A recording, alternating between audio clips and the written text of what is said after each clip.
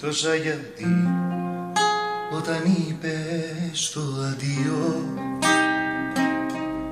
έτσι απλά και έφυγες τα ξαφνικά.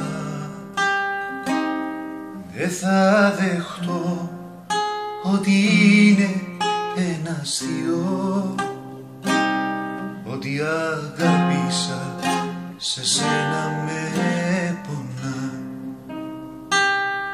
Μην τολμήσεις πίσω να γυρίσεις, μην τολμήσεις να έρθεις να με πείσεις. Αν με δεις ή αν με συναντήσεις, μην τολμήσεις.